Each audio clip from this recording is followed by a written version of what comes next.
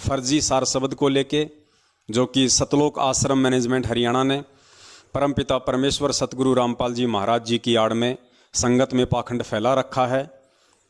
सैकड़ों नहीं हजारों की संख्या में 2 साल पहले इन्होंने फर्जी सार शब्द के नाम पे भगत आत्माओं को परमेश्वर से दूर किया, और आज एक बार पुनः 2.5 साल बाद इन्होंने वही पाखंड शुरू कर दिया है, फर्जी या यूं कह लीजिए नकली सार शब्द के नाम पर। तो दया परमात्मा की, जो परमेश्वर आप और हम जैसे भगत भाई बहनों को इस सच्चाई का प्रचार करने के लिए निमित्त बना रहे हैं, ये हम सभी का सौभाग्य है।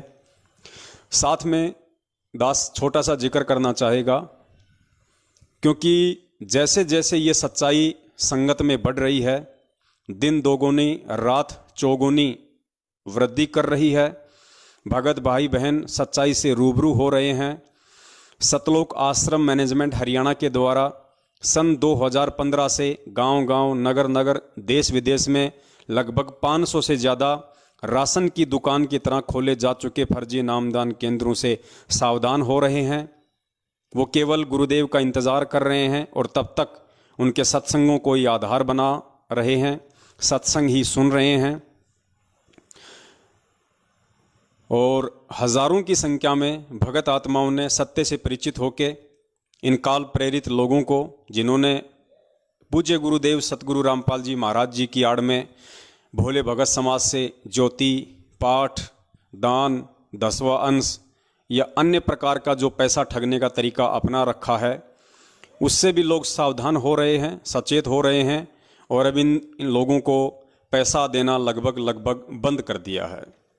तो इन सभी बातों को देखते हुए और सतलोक आश्रम मैनेजमेंट हरियाणा ने यह सोचा कि अब जो मनवांछित फल जो तुम्हें पिछले 6 साल से प्राप्त हो रहा था, जो मनवांछित माया, ये मूर्ख संगत तुम्हारे ऊपर नरसिंह जी की दोहिती के भात के समय, जिस समय कृष्ण भगवान ने 56 करोड़ की माया बरसाई थी, हालांकि ये तत्व ज्ञान कुछ और है, वो माया श्री कृष्ण जी रूप में इस पूर्ण परमेश्वर सतगुरु रामपाल जी महाराज जी ने ही बरसाई थी, जो कि समय समय पर देश काल और परिस्थिति के अनुसार भिन्न भिन्न नाम और रूप धारण करके इस पृथ्वी पे आते रहते हैं, भक्तों की आस्था को बनाए रखते हैं, और इस वर्तमान समय तक उन आत्माओं की आस्था, भक्ति और भगवान से जोड़े रखने के लिए परमात्मा वैसी लीलाएं करते हैं।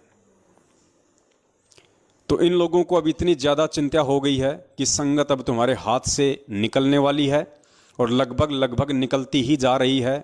भले ही कुछ लोग इनके साथ जुड़े हुए हमें दिखाई देते हैं, लेकिन सिर्फ और सिर्फ शारीरिक रूप से। पैसा उन लोगों ने भी देना छोड़ दिया है, ज्योति पाठ और दान उन लोगों ने भी करना छोड़ दिया है, जो लोग काफ़ी समय से सतलोक आश्रम मैनेजमेंट हरियाणा के साथ में जुड़े हुए थे। आज भी वो लोग जुड़े हुए हैं, थोड़ी हिम्मत वो नहीं कर पा रहे हैं सत्य का सामना करने की, लेकिन उनको ज्योति पाठ और दान का पैसा देना छोड़ दिया है। अपने कुछ कर्म बिगाड़ने से वो बच रहे हैं। तो हम सत्सेवकों के लिए तो ये भी बहुत बड़ी खुशी की बात है कि कम से कम उन्होंने उनको पात्रों को ज्योति पाठ और दान का पैसा देकर जो अपने कर्म बिगाड़े थे, कम से कम आगे तो उनके कर्म नहीं बिगड़ेंगे। ये भी हमारे लिए बहुत ज़्यादा खुशी की बात है। और जब यहाँ तक वो लोग समझ गए हैं और उनको पैसा देना छोड़ दिया है, तो इसमें कोई शक और संशय नहीं है, आने वाले कुछ ही समय में वो आत्मा सच कहने की हिम्मत भी करेंगी, इन लोगों से सवाल जवाब भी करेंगी, और परमेश्वर के सत्सेवक बच्चों के साथ मिलके इस परमेश्वर का जो ये सत्य मिशन है, इसको आगे बढ़ाने में अपनी सेवा देंगी, अपना सहयोग करेंगी। तो इस जागती हुई संगत को देखते हुए सतलोक आश्रम मैनेजमेंट हरियाणा ने अपने सभी चापलूस सेवादारों को, जिनमें नामदान संचालक आते हैं, स्टेट कोऑर्डिनेटर आते हैं, जिला कोऑर्डिनेटर आते हैं, इन सभी को सख्त हिदायत और आदेश दिया हुआ है कि जितना हो सके उतना भक्तों से संपर्क करो। और भक्तों को एक फर्जी पुस्तक है जिसका नाम है जब जब भूल पड़े, और एक और है, हालांकि पुस्तक एक ही है, नाम इन्होंने उसके बदल बदल के 2 बार छपवा दी। एक तो है जब जब भूल पड़े, और दूसरा है, दास के दिमाग से निकल रहा है, समझा है तो सिर धर पाव। ये 2 पुस्तकें हैं, खाली इनके नाम चेंज हैं, बाकी पुस्तक एक ही है, क्योंकि इनका मकसद केवल भगत समाज को मूर्ख बनाना है। उस पुस्तक के अंदर काल एजेंट, गुरुद्रोही संजय दिल्लीवाला, जो कि सन 2017 तक हम सत्सेवकों के साथ में बरवाला कांड की सच्चाई को लेके निकला था, वो बिल्कुल सही था। उस समय तक उसका ऐसा कोई भी लक्षण दिखाई नहीं दे रहा था कि वो गुरुद्रोही है, और उसने सतलोक आश्रम मैनेजमेंट हरियाणा के खिलाफ मोर्चा खोला हुआ था। हम सब लोग मिलकर सेवा कर रहे थे। 2017 के बाद अचानक से वो काल प्रेरित हो गया, क्योंकि उसके मन में भी वही दोष पैदा हो गया जो दोष उससे भी पहले सतलोक आश्रम मैनेजमेंट हरियाणा और परमपिता परमेश्वर सतगुरु रामपाल जी महाराज जी के कलयुगी भाई, बेटा, बेटी, जवाई, बंधु, रिश्तेदारों में पैदा हो चुका था। और वो सबसे बड़ा दोष था, जैसे ही परमपिता परमेश्वर सतगुरु रामपाल जी महाराज जी को जो कोर्ट है, कोर्ट के द्वारा दोहरी आजीवन उम्र कैद की सजा सुनाई गई, उसके बाद से सतलोक आश्रम मैनेजमेंट हरियाणा और उनके अपने कलयुगी परिवार वालों को ये दृढ़ निश्चय हो गया, ये दृढ़ विश्वास हो गया, अटल विश्वास हो गया कि अब संत रामपाल जी महाराज का हिसार जेल से बाहर आना नामुमकिन है, असंभव है, वो नहीं आ सकते। ऐसा वो इसलिए सोच सकते हैं क्योंकि उन्होंने हमेशा गुरु को मानुष ही माना, और जो व्यक्ति सतगुरु को मानुष समझेगा उसके मन में ऐसे दोष आना एक बहुत छोटी सी बात है, इसमें कोई आश्चर्य की बात नहीं है। और ये दोष जैसे ही उनके मन में आया, उसके बाद से उन लोगों ने अपना धार्मिक धंधा शुरू कर दिया। उसके बाद से इन लोगों ने देश विदेश में फर्जी नामदान केंद्रों की झड़ी लगा दी। जगह जगह गुरुजी का आदेश बताकर भोले भक्तों की जमीन हड़पनी शुरू कर दी, फर्जी आश्रम बनाने के नाम को लेकर। बेचारे बहुत सारे भक्तों ने बहुत सारे स्टेट में अपनी ज़मीनें दान कर दी, ये सोचकर कि भाई मेरे गुरुदेव का आश्रम बनेगा। लेकिन वो आश्रम गुरुदेव का नहीं, वो आश्रम महेंद्र भगोड़े का, भगत समाज को ठगने के लिए। जैसे जिसके संस्कार थे वो ठगा गया, जैसे जिसके संस्कार मजबूत थे वो नहीं ठगा गया। ऐसा ही दोष इस संजय दिल्ली वाले के मन में 2017 के बाद पैदा हो गया, और इसने भी ये ठान लिया कि संगत मूर्ख है। और जिस प्रकार महेंद्र भगोड़े से लेके गुरुजी के परिवार वाले, ये स्टेट कोऑर्डिनेटर इस भोली संगत का गुरुजी के आदेश की आड़ में दोहन कर रहे हैं, आर्थिक रूप से और शारीरिक रूप से, क्यों ना उसी तरीके से मैं भी इसे अपना धंधा बना लूं। और संगत मूर्ख है, मेरे पीछे लग जाएगी जब मैनेजमेंट के पीछे लग गई तो इस प्रकार के दोष इन दोनों लोगों में आए, और इन दोनों लोगों ने अपना जीवन बर्बाद तो किया ही किया, साथ में हजारों लाखों की संख्या में भगत आत्माओं का भी जीवन बर्बाद किया। लेकिन उन हजारों लाखों आत्माओं में से वो आत्मा सौभाग्यशाली रही जो समय रहते सत्सेवकों की वीडियो देखकर सच्चाई से परिचित हुई और आगे और पाखंड में अपना पैर धसाने से बच गई। उन आत्माओं का सौभाग्य।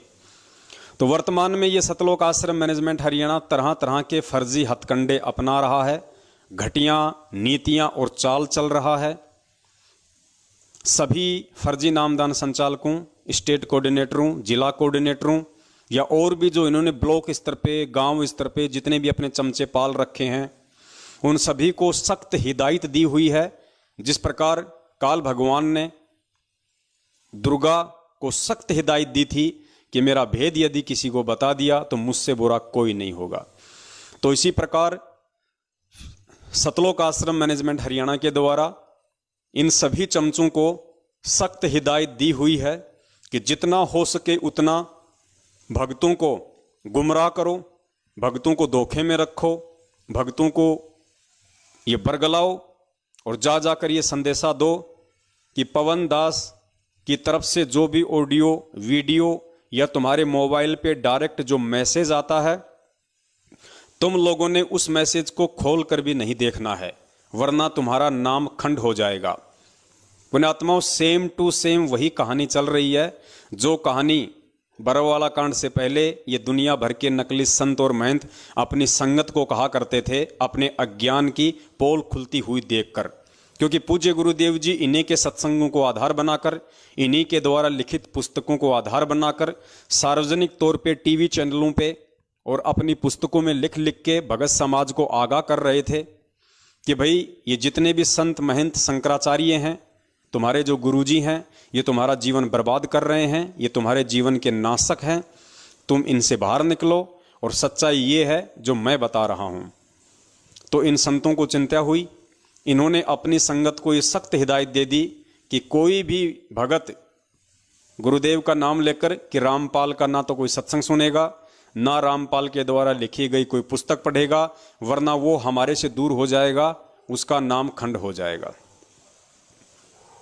लेकिन पुण्यात्माओं, जिन जिन आत्माओं ने हिम्मत करके और संत रामपाल जी महाराज जी के सत्संग सुन लिए, उनके वीडियो देख लिए और उनके द्वारा लिखित पुस्तकें पढ़ ली, उन आत्माओं का तो सारा का सारा मोतियाबिंद ही हट गया, उनका तो जीवन ही बदल गया और उन्हें हकीकत का पता चल गया कि हमारे गुरु आखिर क्यों हमें इस तरह की बेहुदी बातें और ज्ञान विरुद्ध बातें कहा करते थे कि संत रामपाल जी की वीडियो मत देखो।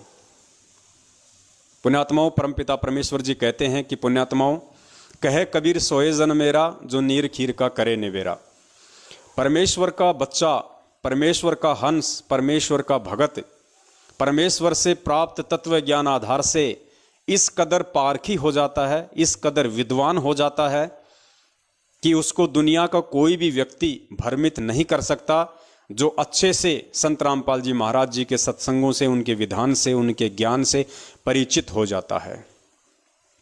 फिर सतलोक आश्रम मैनेजमेंट हरियाणा को आखिर इस बात की चिंता क्यों है कि पवनदास संगत को भ्रमित कर देगा?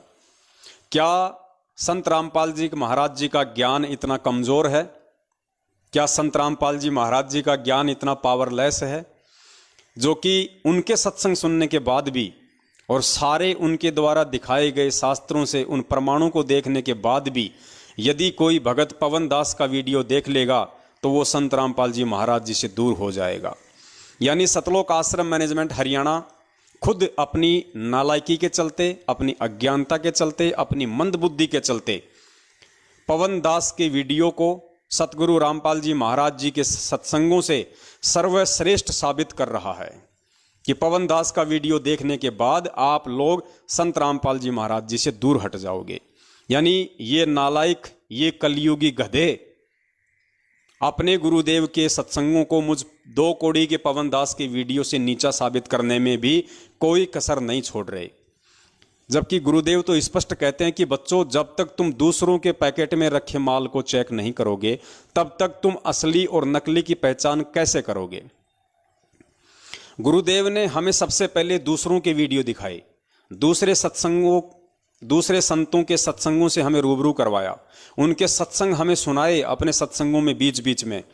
उन संतों के द्वारा लिखित जो पुस्तकें थी, जो जीवन भर का उनका अनुभव था, वो सारा गुरुदेव ने सार्वजनिक किया, भगत समाज के सामने टीवी चैनलों पे दिखाया, उनके विचारों से पहले हमें परिचित कराया। उसके बाद गुरुदेव ने जो उनका अपना जो ज्ञान है, देश काल और परिस्थिति अनुसार जब वो परमात्मा इस पृथ्वी पे आता है और जिन जिन सदग्रंथों की वो रचना करवाता है, लिपिबद्ध करवाता है, उन सदग्रंथों को भी परमात्मा ने पैरेलल दिखाया, ये सोचकर कि मेरे बच्चे अब दोनों तरफ के वीडियो, सत्संग, पुस्तकें देखकर अब ये अच्छे से निर्णय कर लेंगे कि वास्तव में सही ज्ञान किसका है, सही भक्ति मार्ग किसके पास है। पुण्यात्माओं, अगर गुरुजी हमें खाली कबीर सागर ही पढ़ाते रहते, गुरुजी अगर हमें खाली आदरणीय गरीबदास जी महाराज जी का सदग्रंथ ही पढ़ाते रहते, या गुरुजी खाली अपनी तरफ से ही सत्संग करते रहते, तो पुण्यात्माओं हम कभी भी इस भक्ति मार्ग पे दृढ़ नहीं हो सकते। क्योंकि फिर हम कभी ना कभी उन नकली संतों के सत्संग जरूर सुनते हैं, ना चाहते हुए भी यूट्यूब पे आ जाते हैं, कोई पुस्तक बांटता हुआ मिल जाता है, कोई जबरदस्ती दे देता है, कोई भी रीजन बन जाता है, कोई दूसरा जो सत्संगी है वो हमें आके कुछ इस तरह की बातें बता देता है।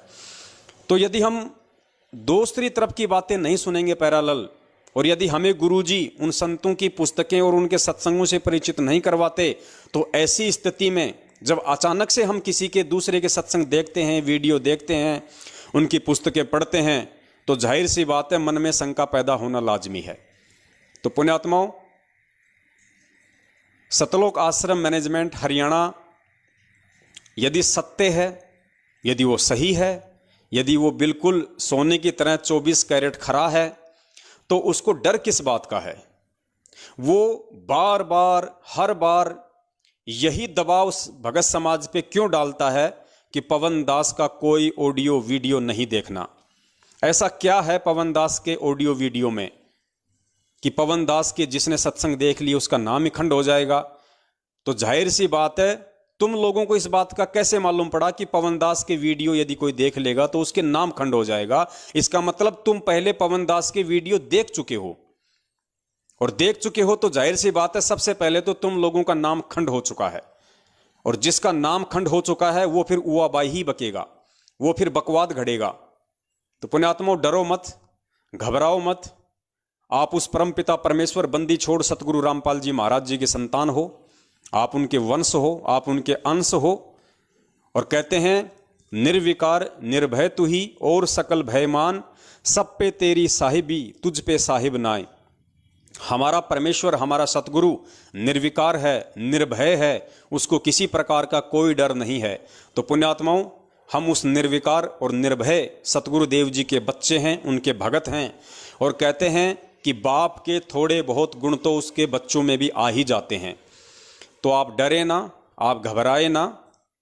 पवन दास के वीडियो देखने से या पवन दास के ऑडियो सुनने से या पवन दास के मैसेज देखने से नाम खंड नहीं होता, बल्कि आप यकीन मान लेना आपका नाम और भी ज़्यादा मजबूत हो जाएगा, क्योंकि नाम मजबूत होता है सतगुरु के ऊपर विश्वास से, सतगुरु के ऊपर श्रद्धा से। और पवन दास के वीडियो खाली 2 या 3 ही काम कर रहे हैं। आपका विश्वास, आपकी श्रद्धा, आपकी आस्था, आपका विश्वास दिन 2 गुना रात 4 गुना अपने सतगुरु देव जी पे बढ़ा रहा है। परमेश्वर निमित्त बना रहे हैं, परमेश्वर सद्बुद्धि दे रहा है, दास नौकर बन के अपनी नौकरी कर रहा है, अपनी सेवा कर रहा है। तो आप लोग निसंशय होकर वीडियो देखिए, और जब तक आप वीडियो देखेंगे नहीं तो आप निर्णय कैसे करेंगे? परमेश्वर ने तो अपने बच्चों को जज की संज्ञा दी है। जज क्या होता है? कोर्ट में बैठता है, उसके पास में मुकदमा आता है, और गुरुजी ने बताया कि असल में जज वही होता है, निर्णयकर्ता, निर्णयदाता, जो पहले दोनों पक्षों की बातों को ध्यानपूर्वक सुनता है, भले ही उसको 20 तारीखों पे तारीख देनी पड़ जाए। जब तक वो दोनों तरफ की बातों का, सबूतों का, एविडेंस का निष्कर्ष नहीं निकाल लेगा, और जब तक वो उन सबूतों को देख के दोनों पक्ष को ये निर्णय नहीं कर लेगा कि वास्तव में दोषी कौन है और निर्दोष कौन है, तब तक वो फैसला नहीं देता है। और असल में जज वही है जो सारा निष्कर्ष निकाल के फिर कोई जजमेंट दे। और पुण्यात्माओं, यदि कोई ये कहे उस जज को, जब वो गुरु जी का भगत बन जाए, संत रामपाल जी की, महाराज जी की शरण में जब वो जज आ जाए, और जैसे ही वो शरण में आ जाएगा तो उसके ऊपर तो ये कॉल एजेंट अपना अधिकार जमा लेते हैं, चाहे कोई कलेक्टर ही गुरुजी से नाम क्यों ना ले ले। और जिसको इन्होंने कोऑर्डिनेटर बना रखा है उसको भैंस की पूंछ का भी नहीं पता कि क्या है क्या नहीं है, लेकिन जैसे उसको मालूम पड़ा कि मेरे जिले के जिला कलेक्टर ने गुरुजी का नाम ले लिया, मेरे जिले के जिला कलेक्टर ने, और वो कौन? जिले का स्टेट कोऑर्डिनेटर या जिला कोऑर्डिनेटर, वो तुरंत अपना अधिकार समझ लेता है कि वो जज तो मेरे अंडर में है, वो जिला कलेक्टर तो मेरे अंडर में है, मैं उसका कोऑर्डिनेटर हूं। वो उसका भी बाप बन बैठता है, और फिर वो उसको कहे कि देख रे भाई, तू कलेक्टर होगा अपनी जगह पे, तू जज होगा अपनी जगह पे, हमारे नियम कुछ अटपटे हैं, ध्यान रखना। देख भाई, तू जब भी कोर्ट में जाए और जब भी तू कोई फैसला करे, एक ही पक्ष की बात सुननी है भाई, दूसरे पक्ष की बात नहीं सुननी है। अगर तूने दूसरे पक्ष के सबूत देख लिए, उसकी बातें सुन ली, उसके वकील की अगर तूने कोई दलील सुन ली, तो भाई तेरा नाम खंड हो जाएगा, और फिर तेरा नाम दुनिया में किसी भी नामदान केंद्र पे शुद्ध नहीं होगा। तो पुण्यात्माओं, क्या वो जज उस मंदबुद्धि व्यक्ति की बातों पे यकीन करेगा? भले ही वो उसका जिला कोऑर्डिनेटर है, लेकिन वो जज जो शिक्षित है, जिसने परमेश्वर के ज्ञान को समझा है, वो उस मंदबुद्धि व्यक्ति की बातों पे ध्यान नहीं देगा। उसको पता है कि मेरा क्या कर्म है, मुझे ये जज की नौकरी क्यों मिली है, किस चीज के लिए मिली है, वो दोनों पक्षों की ही बातें सुनेगा। तो पुण्यात्माओं, परमपिता परमेश्वर सतगुरु रामपाल जी महाराज जी ने अपना ये अनमोल तत्व ज्ञान देके आप और हम सभी आत्माओं को जज की पदवी पे बैठा दिया है। क्योंकि परमेश्वर कह रहे हैं कि कहे कबीर सोए जन मेरा, या यूं कह लीजिए कहे कबीर सोए जज मेरा, जो नीर खीर का करे निवेरा। अब नीर खीर का निवेरा कौन करेगा, कैसे करेगा? जो दोनों तरफ की बातें सुनेगा, जो दोनों तरफ की बातों से परिचित हो जाएगा, जो उसके बाद फिर गुरुदेव के ज्ञान आधार से, विवेक से, बुद्धि से काम लेगा और फिर कोई निर्णय निकालेगा कि वास्तव में मेरे परमेश्वर के ज्ञान आधार से सही कौन है और गलत कौन है। तो पुण्यात्माओं, आप जज हो, आप परमेश्वर के बच्चे हो, आप लोगों ने डरने और घबराने की जरूरत नहीं है, क्योंकि आपके पिता ने, यानी हम सबके पूज्य गुरुदेव जी ने कोई कसर नहीं छोड़ी कि हम कहीं से भी इस ज्ञान में कच्चे रह जाएं। परमात्मा ने हर तरीके से हमारे को परिपक्व किया है, परिपूर्ण किया है। दूसरा पॉइंट, ये लोग भगत समाज को ये कह के भ्रमित करते हैं कि अगर तुम पवन की वीडियो देखोगे तो पवन ही तुम्हारा गुरु हो जाएगा, पवन में तुम्हारी आस्था हो जाएगी। तो पुण्यात्माओं, ये तो इन नालायकों की अपनी घटिया सोच है। क्योंकि गुरुजी कहते हैं कि जब कुत्ता होता है और सामने यदि कोई शीशा हो और कुत्ता जब उस शीशे में अपनी परछाई देखता है तो भौं भौं भौं भौं करता है, उसको लगता है कि सामने भी कोई कुत्ता है, वो भौंक रहा है। तो पुण्यात्माओं, इन लोगों की आस्था जिस प्रकार से मैनेजमेंट की चापलूसी करते करते, उनकी गुलामी करते करते, उनकी रगड़म पट्टी करते करते, उनकी मरम पट्टी करते करते, उनके कच्छे धोते धोते, हाँ जी कच्छे धोते धोते, क्योंकि हमारे राजस्थान के स्टेट कोऑर्डिनेटर की धर्मपत्नी श्रीमती अनु देवी जी, ये जो भगोड़े लोग थे, जो गुरुजी का बेटा था, एक संजय डाबोदा नाम का व्यक्ति था, पहले गुरुजी का बॉडीगार्ड था, बरवाला कांड में फिर बाद में वो पकड़ा गया। गुरुजी का जवाई संजय खानपुर वाला, वो हमारे राजस्थान के स्टेट कोऑर्डिनेटर की धर्मपत्नी उन भगोड़ों को अपने पास में रखती थी और उनके कच्छे धोया करती थी, उनके कच्छे साफ किया करती थी पुण्यात्माओं, चंद पैसों के लिए, ताकि ये हमें जो है मतलब दया बख्शे रहें, महेंद्र भगोड़े के आगे हमारी चापलूसी करते रहें, हमारी बड़ाई करते रहें और हमारा ये पद, हमारी ये पोस्ट, हमारा ये सारा सिस्टम एज इट इज रहे। उन भगोड़ों के कच्छे धोया करती थी। दास को बताया संजय डाबोदा ने, जो गुरुजी का बॉडीगार्ड था, और उस समय वो इन भगोड़ों के साथ में खुद भी भगोड़ा बन के घूम रहा था। उसके बाद वो पुलिस के हत्थे चढ़ गया, आज वो जेल में है। तो इन लोगों को जो चापलूसी करने की आदत है, जो चमचागिरी करने की आदत है, तो ये लोग सोचते हैं कि संगत अगर पवनदास की वीडियो देखेगी तो संगत भी हमारी तरह हो जाएगी। लेकिन उनको ये नहीं पता कि सभी लोग तुम्हारे जैसे नहीं हैं। परमेश्वर के सभी बच्चे तुम्हारी तरह चापलूस और चमचागिरी करने वाले नहीं हैं। वो परमेश्वर के हीरे मोती लाल हैं। तो पुण्यात्माओं, वैसे तो आप इस दास से पिछले 7 वर्षों से भली भांति अवगत हो, परिचित हो, और कहते हैं परमेश्वर की वाणी है कि साधु शब्दां परखिए, दुख पड़े घरनार, सूरवीर जद जानियो, जब रण बाजे तलवार। साधु संत की पहचान उसके शब्दों से होती है, उसकी वाणी से होती है, उसके आचार और विचार से होती है। 7 साल से आप दास के विचार सुन रहे हैं। दास में अगर ऐसी कोई गंदी मनोवृत्ति आनी होती तो पुण्यात्मा वास से पहले आ चुकी होती। तो परमेश्वर कहते हैं साधु शब्दां परखिए, दुख पड़े घरनार।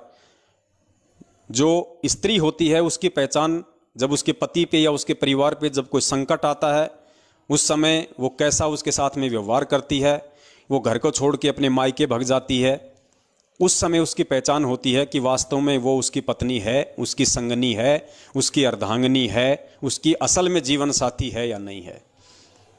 तो साधु शब्दां परखिए, दुख पड़े घरनार, सूरवीर जद जानियो, जब रण बाजे तलवार। और जो योद्धा होता है, सूरवीर होता है, उसकी पहचान युद्ध के समय होती है कि वो पीठ दिखाकर भागता है या अंतिम श्वास तक चाहे उसके खून का कतरा कतरा ही जमीन पे क्यों ना गिर जाए, वो पीठ नहीं दिखाता है। तो आप लोग अच्छे से दास से परिचित हैं। और पुण्यात्माओं, एक तरफ सामने मालिक खड़ा हो और एक तरफ सामने उस मालिक का कोई कुत्ता खड़ा हो, और सामने यदि उस मालिक का कोई रिश्तेदार है और वो आएगा उस मालिक से मिलने के लिए, तो पुण्यात्माओं वो अपने मालिक के पैर छुएगा या उस कुत्ते के पैर छुएगा? जाहिर सी बात है मालिक के पैर छुएगा ना, कुत्ते के तो कोई पैर नहीं छूता। तो पुण्यात्माओं, ये दास तो उस परमात्मा का कुत्ता है। और ये कुत्ता जो होता है, कुत्ते को एक मतलब वफादार जानवर की श्रेणी में लिया गया है। लोग शेर भी पालते हैं, चीता भी पालते हैं, लेकिन उनको वफादार की श्रेणी में लिया गया। वो पता नहीं कब काट खाएं, लेकिन कुत्ते को वफादार जानवर की श्रेणी में लिया गया है। उसका मालिक यदि उसको एक टूक डाल दे तो पूरा जीवन वो उसके मालिक की चाकरी में गुजार देता है, पूरा जीवन उसके मालिक की चमचागिरी में वो गुजार देता है, वफादारी में गुजार देता है। वो अपने मालिक की तरफ कभी भौंकता नहीं है। और दूसरा, यदि कोई भौंकने की कोशिश करेगा तो वो कुत्ता उसको छोड़ता भी नहीं है। तो पुण्यात्माओं, आप और हम सत्सेवक तो उस परमेश्वर के कुत्ते हैं। हम तो परमेश्वर की नौकरी कर रहे हैं। कुत्ता कभी मालिक बनने की सोचता भी नहीं है, क्योंकि उसमें इतना दिमाग ही नहीं होता कि वो मालिक बनने की सोचे। दूसरी बात, परमात्मा कहते हैं कि पैर की जूती हमेशा पैर में ही शोभा देती है। जूती को अगर कोई अपने सिर पे रख ले तो वो उसकी बेइज्जती कर देती है। तो हम सत्सेवक तो परमपिता परमेश्वर सतगुरु रामपाल जी महाराज जी के पैरों की जूती हैं, और जूती हमेशा पैर में ही शोभा देती है। जूती की औकात नहीं है कि वो उठ के मालिक के सिर पे बैठ जाए। तो पुण्यात्माओं, ये दो उदाहरण ही काफ़ी हैं आप लोगों को समझाने के लिए कि हम सत्सेवकों की या मुझ पवन दास की क्या औकात है। हमें परमेश्वर ने यदि निमित्त बनाया है संगत में इस सेवा के लिए, तो पहले परमात्मा ने हमें अपनी औकात से भली भांति परिचित करवाया है, ताकि इन सतलोक आश्रम मैनेजमेंट रूपी शेरों की तरह, इन चीतों की तरह कल को हम अपने गुरु के गुरु ना बन बैठें। तो ये गलती ये दास तो अपनी गारंटी आप जी को दे सकता है। ये दास तो कुत्ता है और कुत्ता कुत्ता ही बन के रहेगा। आप लोगों को कभी भी इस प्रकार की शिकायत का मौका नहीं मिलेगा कि पवन दास गुरु बन बैठा। ये शब्द कहना भी मेरे लिए पाप का भागी बनना है। ये तो आप लोगों को समझाने के लिए गुरु शब्द मैं अपने नाम के साथ में जोड़ के आपको बता रहा हूँ। अन्यथा इस नाम का जो प्रयोग है यदि मैं अपने नाम के साथ करता हूँ तो पुण्यात्माओं, मेरे जैसा नीच प्राणी इस ब्रह्मांड में कोई नहीं होगा, क्योंकि गुरु की भूमिका साक्षात कबीर परमेश्वर ही निभाता है। गुरु शब्द ही है वेदों में, सतगुरु नहीं लिखा हुआ किसी भी शास्त्र में। किसी भी शास्त्र में उस परमपिता परमेश्वर ने आके गरीबदास जी महाराज जी के रूप में जरूर सतगुरु शब्द का प्रयोग किया है, क्योंकि नकली भी अपने नाम के आगे गुरु लगाने लग गए। तो गुरु जी ने बताया कि गुरु ही शब्द है शास्त्रों में, और गुरु मतलब परमात्मा। लेकिन अब ये नकली भी अपने नाम के आगे गुरु लगाने लग गए, गुरु बन बैठे। इसलिए परमात्मा ने सतगुरु शब्द का प्रयोग करना पड़ा कि इन गुरुओं से हटके सतगुरु जो सच्चा ज्ञान दे। तो पुण्यात्माओं, गुरु शब्द केवल कबीर परमेश्वर ही अपने नाम से आगे पहले लगा सकते हैं, अन्य कोई भी अधिकारी नहीं है।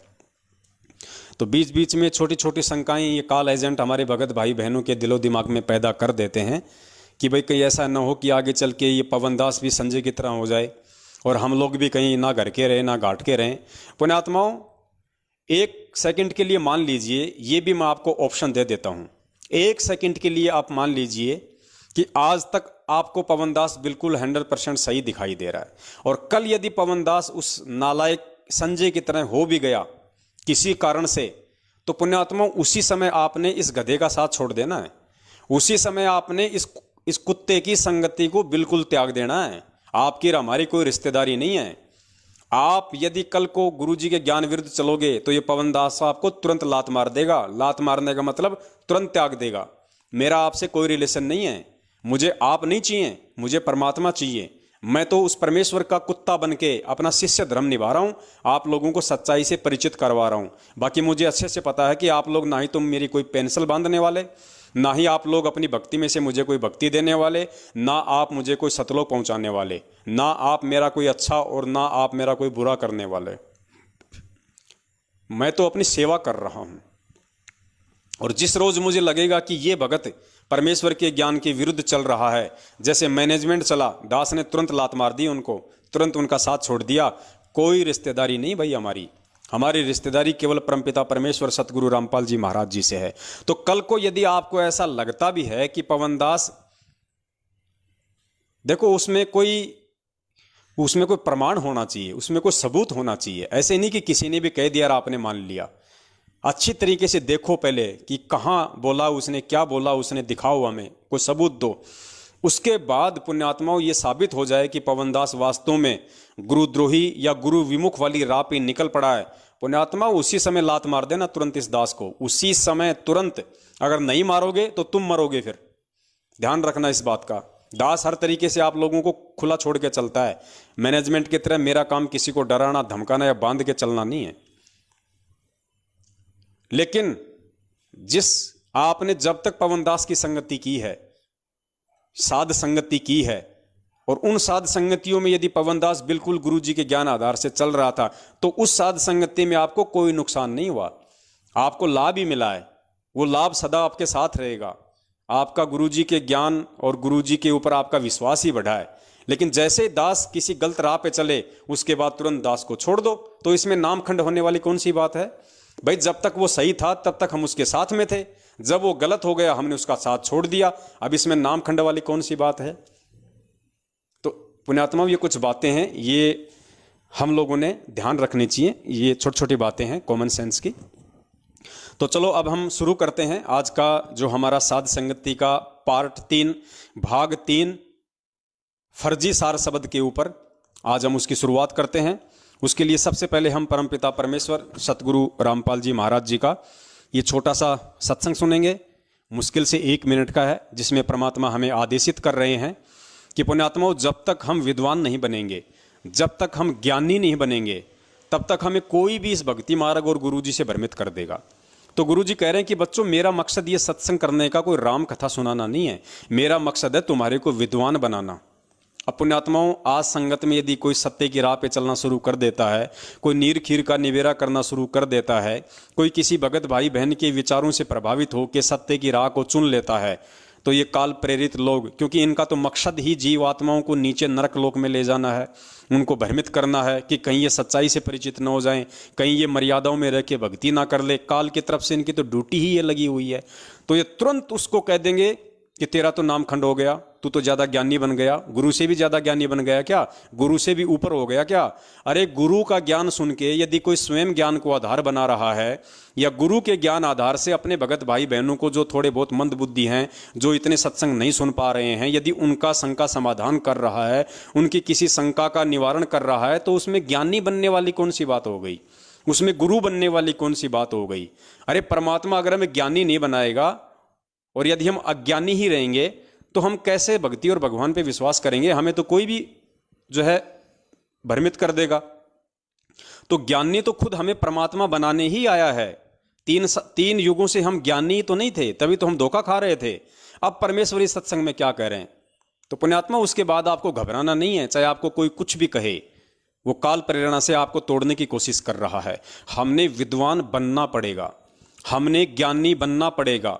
और ये विद्वान और ज्ञानी हमने इस दुनिया को अपना ज्ञान झाड़ने के लिए नहीं, हमने इस भक्ति मार्ग पे अपनी भक्ति और मर्यादाओं को बचाए रखने के लिए। काल प्रेरणा से उसके एजेंट जो हमें भ्रमित करने की कुचेष्टा करेंगे, उन भ्रमणाओं से बाहर निकलने के लिए, उनकी बातों का मुंह तोड़ जवाब देने के लिए हमने ज्ञानी और विद्वान बनना पड़ेगा। सुनिए परमपिता परमेश्वर जी के मुख कमल से। बोलो सतगुरुदेव की जय हो। अपने आत्माओं, दास का उद्देश्य ये केवल राम कथा सुनाना नहीं है, आपको विद्वान बनाना है, ताकि आप मार ना खा जाओ, भविष्य में फिर काम ना बिगड़ जाए। और बहुत आसान तरीके से आपको समझाया जा सकता है। 1 बार 2 बार 100 बार बताऊंगा, अपने आप हृदय समा जाएगी आपके। इस झूठ को हमने लाखों बार सुन लिया तो सच्ची होगी, सत्य को भी सैकड़ों बार सुनोगे अपने आप। सत्य तो है ही सत्य, या तो ऐसा जगह बना देगी फिर कोई टच से मस नहीं कर सकता। तो पुण्यात्माओं, आपने परमपिता परमेश्वर जी के मुख कमल से सुन लिया है कि परमात्मा हमें यहाँ पे विद्वान बनाने के लिए आए हैं, हमें ज्ञानी बनाने के लिए आए हैं। और जब तक हम विद्वान और ज्ञानी नहीं बनेंगे, हम अपने आप को कभी भी इस सत भक्ति मार्ग पे सुरक्षित नहीं रख सकते।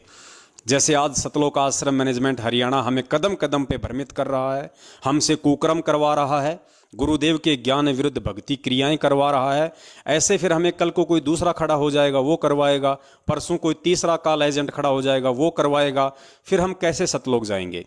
इसलिए परमात्मा हमें रातों को जाग जाग कर ये अनमोल तत्व ज्ञान दे के विद्वान बनाना चाहते हैं।